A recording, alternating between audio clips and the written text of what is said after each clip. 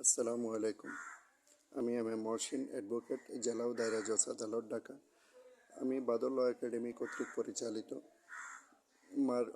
Murder প্রশিক্ষণ কোর্সে অংশ নিয়েছি এবং এই প্রশিক্ষণ কোর্সে অংশ নিয়ে আমি যেটা শিখছি সেটা হলো একটা মার্ডারকে কখন আমি হোমোসাইড বা অ্যাক্সিডেন্টাল বা সুইসাইডাল হিসাবে দাবি করতে পারবো, এবং প্রি প্ল্যান, কমন অবজেক্ট বা কমন ইন্টেনশন কী, এবং ডিসিসের মৃত্যু পরবর্তী যে অবস্থান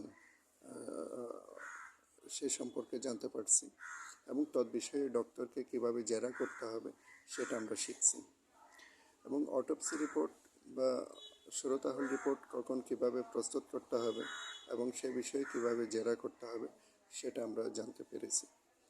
মার্ডার ট্রায়াল সেশন 2-তে আমরা যেটা জানলাম, এক্সপেকচুয়াল ডেথ বা সম্পর্কে জানছি, এবং লিগেশন ম্যাটেরিয়ালের উপর ভিত্তি করে একটি মৃত্যুকে কীভাবে আমরা ডাউটফুল করব এবং অটোপসি রিপোর্ট কীভাবে প্রস্তুত করা হয় এবং তৎবিষয়ে ডক্টরকে কীভাবে জেরা করতে হয় এটা আমরা জানতে পেরেছি।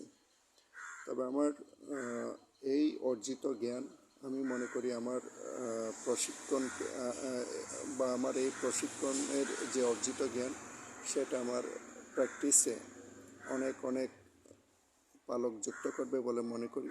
তবে একই সাথে এটাও মনে করি কয়েকটি পালক যুক্ত হলেই একটা পাখি মুক্ত আকাশে কখনো উঠতে পারবে না। তাই আমি মনে করি আমার কয়েকটা পালকের পাশাপাশি আমার আরও বেশি পালক দরকার বা আমার আরও বেশি প্রশিক্ষণ দরকার, বিশেষত এই মার্ডার ট্রায়াল সম্পর্কে। আমি স্যারকে অনুরোধ করব এ বিষয়ে স্যার আরও বেশি চিন্তা করবেন এবং আমাদেরকে তৎবিষয়ে শানিত করবেন, কারণ আমি বিশ্বাস করি শক্তিশালী বাড়ি শক্তিশালী বেঞ্চের জন্ম দিতে পারে। পরিশেষে স্যারের আলী আহমদ স্যারের সুস্বাস্থ্য এবং সার্বিক মঙ্গল কামনা করছি। আসসালামু আলাইকুম।